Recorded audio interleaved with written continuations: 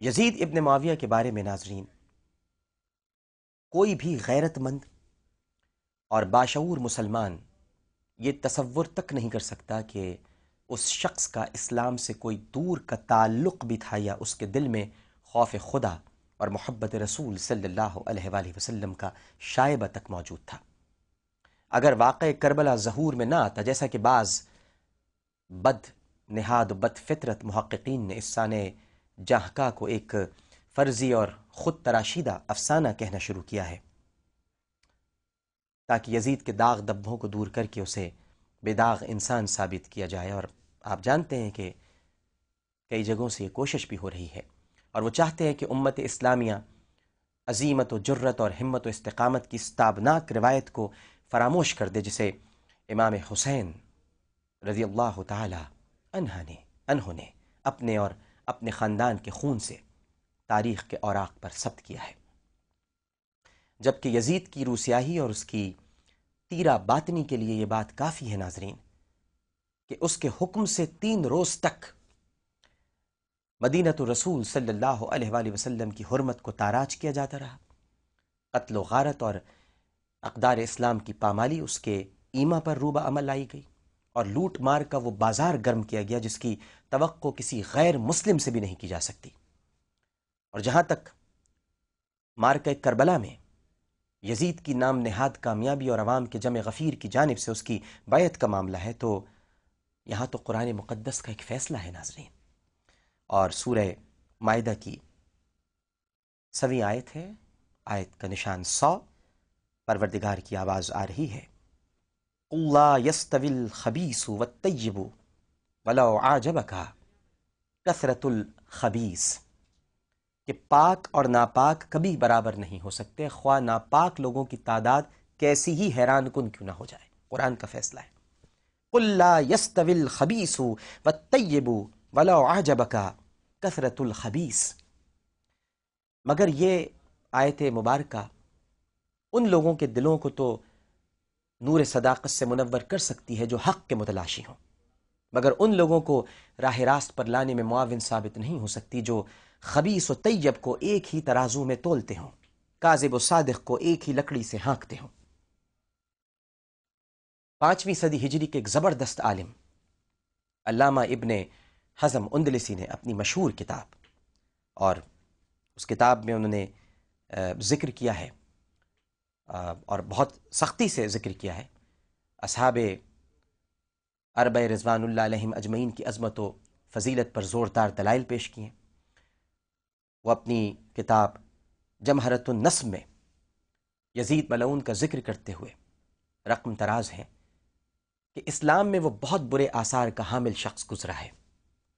اپنی حکومت کے آخری دور میں اس نے مدینہ منورہ میں لوگوں کا قتل عام کیا، اور بڑے بڑے اہل علم و فضل اور بچے کچھ صحابہ کو شہید کروا دیا، اور اپنے اقتدار کے ابتدائی ایام میں امام حسین رضی اللہ تعالی عنہ اور ان کے خاندان کے افراد کو شہید کروایا۔ اس نے حرم کعبہ میں عبداللہ ابن زبیر رضی اللہ تعالی عنہ اور دیگر باشندگان مکہ کا محاصرہ کیا، کعبۃ اللہ کی توہین کا مرتکب ہوا، اسلام کی عظمت کو اس نے بری طرح پامال کیا، یہاں تک کہ اللہ تعالیٰ نے اسے دنیا سے اٹھا کر اس کے فتنے سے لوگوں کو نجات دلائی۔ اس ملعون انسان کے فسق و فجور اور اس کی کفر ترازیوں پر ہمیشہ سے امت کا اجماع چلا آ رہا ہے، اور ملت اسلامیہ کا اس بارے میں متفقہ فیصلہ ہے کہ وہ ایک بد کردار اور ظالم و جابر حکمران تھا۔ تاریخی واقعات سے ناظرین اس امر کی شہادت ملتی ہے کہ اہل مدینہ کی جانب سے یزید کے فسق و فجور کی بنا پر جب اس کی حکومت سے برات کا اظہار کیا گیا، تو یزید نے مسلم بن عقبہ کو 12,000 فوج دے کر مدینے پر چڑھائی کا حکم دیا، اور اسے ہدایت دی کہ مدینے پر قبضہ کرنے کے بعد 3 دن کے لیے فوج کو کھلی چھٹی دے دینا۔ چنانچہ ان 3 دنوں میں عوام کا قتل عام کیا گیا، اور عورتوں کی عصمتیں بے دریغ پامال کی گئیں، بچوں کو اٹھا اٹھا کر دیواروں سے مارا گیا، بوڑھی صابیات سے بالجبر زنا کیا گیا، اور ہر وہ ظلم اہل مدینہ پر روا رکھا گیا جس کے تصور سے انسانیت لرزہ برندام ہو جاتی ہے، معاذ اللہ، استغفر اللہ۔ یزید کے فسق و فجور کے رد یا جواز میں ہمارے کچھ نام نہاد محققین کو جو دلیل یاد آتی ہے وہ بخاری شریف کی ایک حدیث ہے جس میں حضور صلی اللہ علیہ وآلہ وسلم نے مومنین کے اس اولین لشکر کو، اولو جیش، جو قسطنطنیہ پر چڑھائی کرے گا، جنت کی بشارت دی ہے۔ یہ حضرات کہتے ہیں کہ اس اولین لشکر کا سپہ سالار یزید تھا، اس لیے اس کی مغفرت کا مسئلہ ایک طے شدہ معاملہ ہے، اور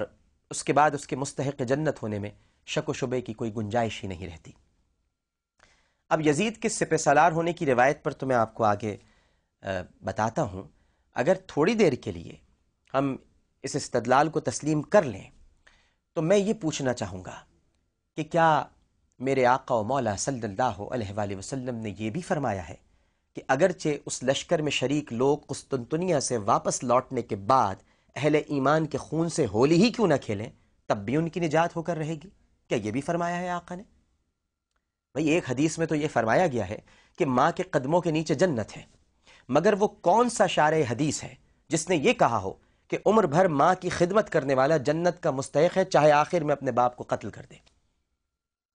بے شک اچھے اعمال و افعال پر استحقاق جنت واجب ہے، لیکن ساتھ ہی یہ بھی ضروری ہے کہ اس کے بعد کی زندگی میں آدمی کسی ایسی برائی میں ملوث نہ ہو جس کا انجام آتش دوزخ ہے۔ اب یزید اگرچہ سپہ سالار بننے کے بعد جنت کا مستحق ہو گیا تھا، اگر مان لی جائے بات، تو افسوس صد افسوس کہ اس نعمت عظمیٰ کے پانے کے بعد بھی وہ اہل بیت اطہار کے خون ناحق سے باز نہ آیا، اس کے دامن پر اس بشارت کے بعد بھی معصیت کے وہ چھینٹے پڑ گئے جنہیں آب زمزم سے بھی صاف نہیں کیا جا سکتا۔ لیکن ہمارے نزدیک ناظرین، یزید کی سپہ سالاری کا قصہ ہی محض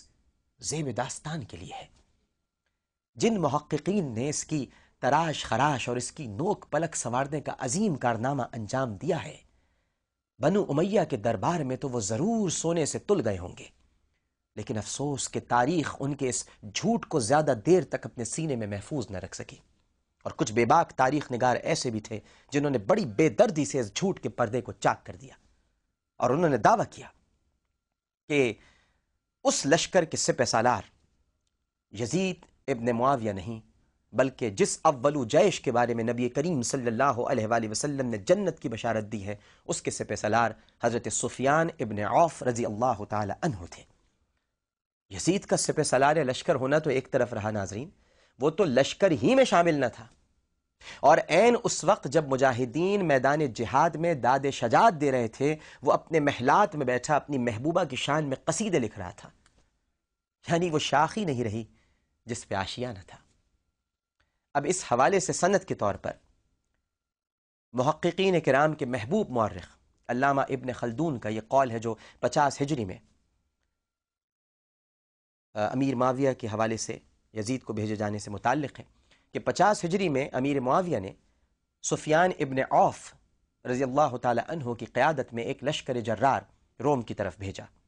انہوں نے اپنے بیٹے یزید کو بھی اس لشکر میں شامل ہونے کی ہدایت کی، مگر اس نے اس لشکر میں شرکت کو پسند نہ کیا اور معذرت کر دی، چنانچہ حضرت امیر معاویہ نے اس کی معذرت قبول کر لی۔ اب اتفاق کی بات کہ اس جہاد میں مجاہدین نے بڑی مصیبتیں اٹھائیں،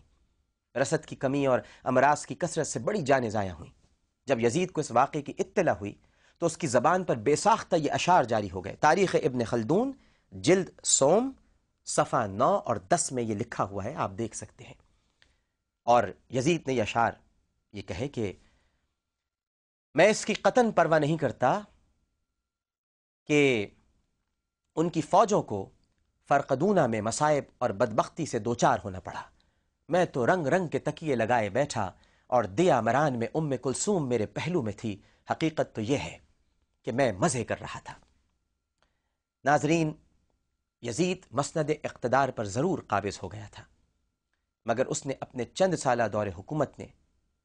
نہ صرف یہ کہ مسلمانوں کے سواد اعظم کو اپنا مخالف بنا لیا، بلکہ قیامت تک کے لیے اپنے آپ کو فرعون، نمرود اور شداد جیسے مردود مشاہیر کی صف اول میں شامل کر لیا۔